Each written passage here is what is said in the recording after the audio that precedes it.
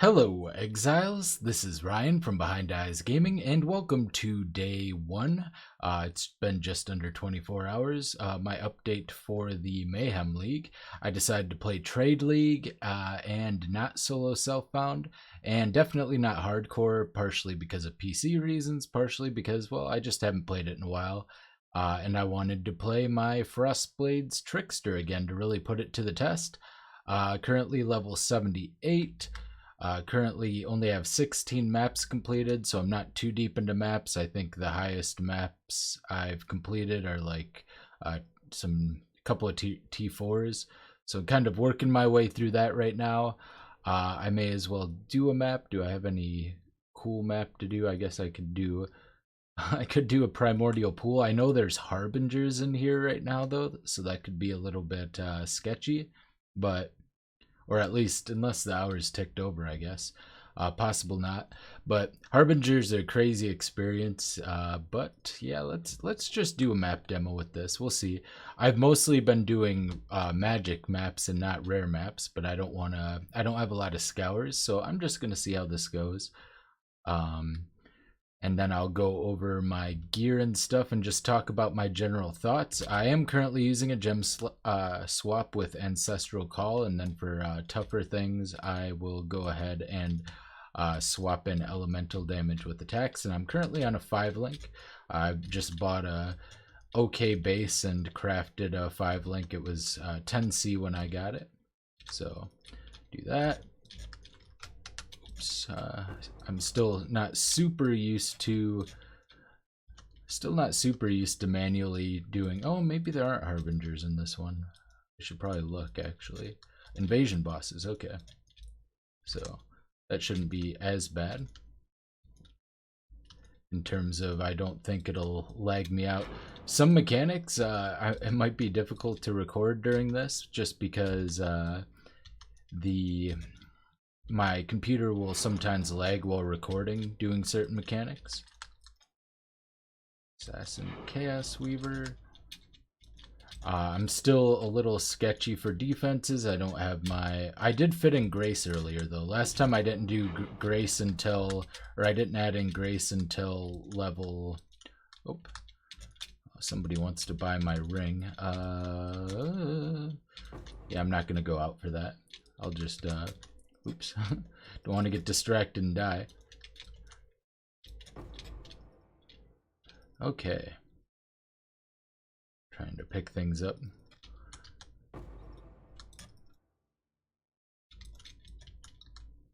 But yeah, everything's just a little sketchy at the moment, so I gotta be a little more careful. I can't just recklessly charge into every pack like I was. I'm not gonna super full clear this. It's not. I have plenty of maps, and also if I don't have maps, nice thing about this league in general is that I can just go find out which map has strong boxes on it and you know, get cartographers strong boxes, which is part of why I plan on speccing into strong boxes, and I'm probably gonna also spec into breach and harbinger. Ooh, got stunned. Still have very low HP. I've added a little since I've gotten to maps, but when I entered maps, I had, I think 2,500 HP, so not not the most optimal, but it's fine. As you can see, it works out okay, even without Heartstopper, but I will occasionally get stunned, and yeah, we don't have a lot of our other defensive mechanics in place yet either, but that's okay. White maps are quite easy. I think I've died. I'll check my deaths after the map, but I'm pretty sure I've died like 10 times. Because, although most of those were preventable, because I just did stupid things like in Act 1 I died from walking onto a ramp that was spawning Harbinger monsters when I could have just dashed down the ledge, and I got surrounded and stunned and killed. So that was fun.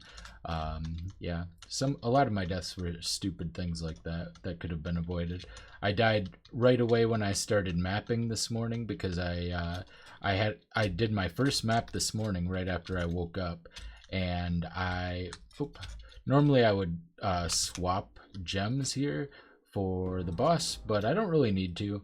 Honestly, a 4-link is good enough to kill, like, you know, these early bosses and everything.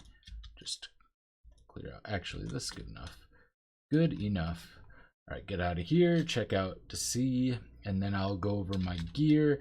Skill tree is pretty much the same. I mean, it's going to be slightly different, of course, because I do have to make adjustments. That's a pretty good ring. Lots of life, strength, damage. That's actually pretty solid. Might be able to sell that. All right, get rid of those two.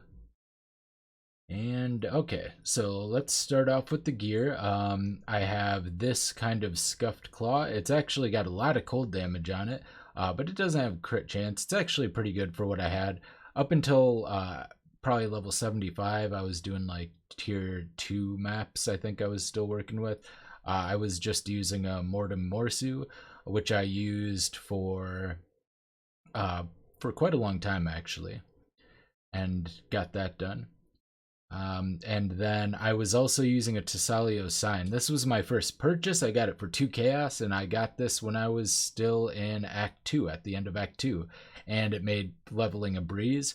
I was also able to pick up a Heat Shiver in Act 4, I believe, just after I got my first Descendancy. And so I've been using that ever since, and that was also a big bonus.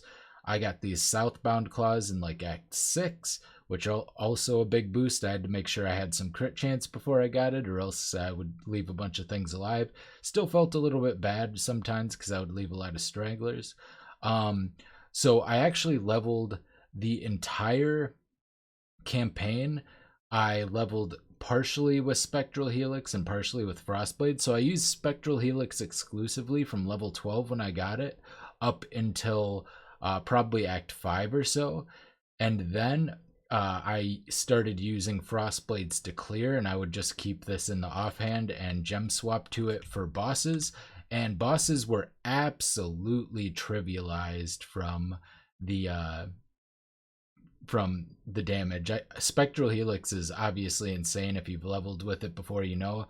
But with the Tesalio's sign and a Heat Shiver, like all the act bosses were dead in 2 seconds or less, except not counting for invincibility frames. But yeah, just instant kills all the way through bosses. Spectral Helix is too good. I also swapped out multi-strike for elemental damage with attacks as well, was the other thing that I did. So that was pretty nice. But yeah, I have this claw. It's got some physical damage, cold damage, crit multi, and crafted attack speed. Southbound and Heat Shiver, those are pretty normal for this stage. Then I have this ring. It was pretty solid. Any amethyst ring that had life and a resist and then a craftable resist is going to be basically as good as gold early on, and this is working out pretty well. My jewelry overall is pretty good too. I got this another one with pretty decent life and high chaos resist, some physical damage, some of which gets converted to cold. So overall that's pretty solid. Amulet, same kind of thing. It had strength, which I needed, life, double resist, physical damage, and then I crafted cold damage to attacks onto it. The shield I actually got in like Act 4, I think, maybe. And I've just been using it ever since. It had a ton of resistances for the time, and I still haven't found a better one, so I guess I'm just using this for the time being. This belt I got in Act 9. It was, as you can see from the life and mana per second, it was an unveil that already had like the other stuff. Honestly, I can probably do better, but I need the strength. I'm probably going to look to craft a heavy belt here soon because I need more strength. I'm actually currently using prowess because I'm lacking in strength. So, and these boots suck. I've been using them for a long time, and I need to replace them. So I guess they're not that bad. They do have pretty decent double resist, some move speed, and then I do have the enchant. I enchanted that in the second lab. So overall, oh yeah, and then I have a 6 or a 5 link. I bought this 5 link for 10 chaos. So overall, I spent like 1 chaos in the Mortem Morsu, 3 chaos on the Heat Shiver, 2 chaos on the Tesalio's sign, and I think it was another 3 or maybe 5 chaos on the Southbound. I don't remember. So, and then 10 chaos on this. So I've spent less than 20 chaos total so far to get to this point. And I think I'm probably good enough to get through yellow maps at the moment. We'll see. But yeah, I'm going to make upgrades for sure. My next plans for upgrades for gear wise are I'm going to be looking for a 6-link. Of course, I'm going to be looking for a yoke. But yokes at the moment, I haven't been able to find a lot on the trade site. And they have been a little bit like expensive, like 50 chaos or so for a yoke when they do show up. So I guess I just have to wait until either A, they come down in price, or B, I have enough currency, or both. But yoke and 6-link are my two major upgrades for damage, and then a much higher strength belt so that I can spec and get an extra point, preferably also with life and elemental damage with attacks or resistances, so I can move things down, or chaos resist. So lots of room to upgrade there. Yeah, I'll be looking for a similar claw to this, except preferably a little faster and with some crit chance. But I don't know if I'll see one of those anytime soon. It's just a matter of luck, or it's not a priority to buy. This is a good enough claw to get me through at least tier 10 maps. So yeah, I'm fine with just holding on to this for the moment. So those are pretty much my gear upgrades. I can probably sit on a lot of my jewelry for however long. Like it's giving me a lot of chaos resist, which you actually need because some of the zones give monsters 40% extra physical damage as chaos. So you actually need chaos damage or chaos resist even early on in this league. Skill tree, it's going to look pretty familiar. It's very similar to the last couple of times I've played. Not even too much to comment about. If you've seen it, you've seen it. I'm currently in the process of specking out a Clever Thief and specking into Claws of the Falcon with the Claw Leech Mastery. I was using the 30% damage while leeching mastery for a while. I don't really need the damage, and I would rather get into like the extra crit multi and accuracy and crit chance and stuff that is provided here. So working on that. I've currently temporarily allocated this accuracy bonus. You get +3 per dex instead. And I'm currently running Conqueror's Efficiency and my Precision. I did have a higher level Precision, but right now I'm running a level 5 one. And I'm also not able to level my Assassin's Mark anymore because my mana is so low. So it costs 26 mana. Yeah, but once I get minus mana cost rings, that'll all come together a little bit easier. So yeah, Conqueror's Efficiency, and I just needed to fit in Grace because this is a little bit of a tougher league. My flasks aren't really crafted, except I do have a Corrupting Blood Immune Divine Flask, but the rest of my flasks I'm going to work on crafting over the next day. That's going to be another decently high priority for me. And then, yeah, I'm probably just going to finish out the white maps, do my Uber Lab, get Heartstopper, work on spell suppression. Current spell suppression is 65. I could grab these two nodes. That'll give me another 13, putting me at 78. And then I guess I'll have to get the rest from gear other than that. But that's also another priority. So yeah, Heartstopper, defensively, Heartstopper, Spell Suppress are my current two top priorities, and offensively, 6-link Yoke. So that will be the next little things. Currently qualitying Frost Blades, and then I'll quality after that Assassin's Mark until I get the Cluster Jewel that'll generate me power charges. The Assassin's Mark quality gives a chance to gain power charge on hit. It's a very small amount, but with Swift Killer, they last a long time, so you can usually still keep them up. Not always. It's not as good as the Cluster Jewel, but yeah, it's overall pretty good. I'm liking this league. So, oh yeah, /deaths.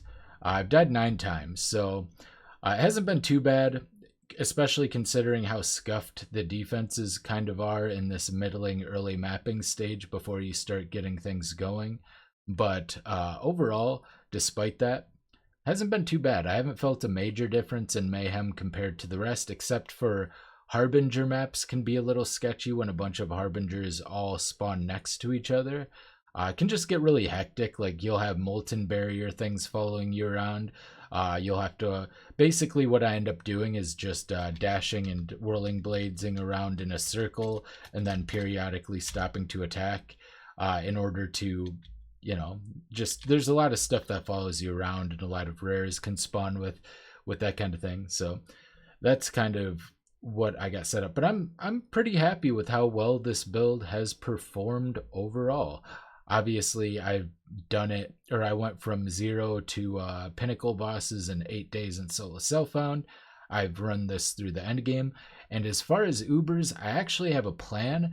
It's going to be a respec. I've been theory crafting this for a while. I'm going to respec into a caster build, and I'm not going to give anything away, but we'll see if I can pull it off on this league. And if not, I do have it built on regular Calandra League, so I will showcase my plan on taking the Heatshiver Trickster into Ubers, I guess, if I'm able to do this, or if not, kind of towards the end of this Mayhem League, I'll just showcase it on the other one, because yeah, it's a pretty cool build. It does a lot of damage. In fact, I think it does more damage than any build I've ever played, and overall it's just really solid. Defensively, in the long run on this build, I am planning on doing hybrid armor, evasion, shields, and body armors, so that I have a chance of getting the percent flat physical mitigation on top of the physical taking as elemental, because I do think I need to be more defensively robust.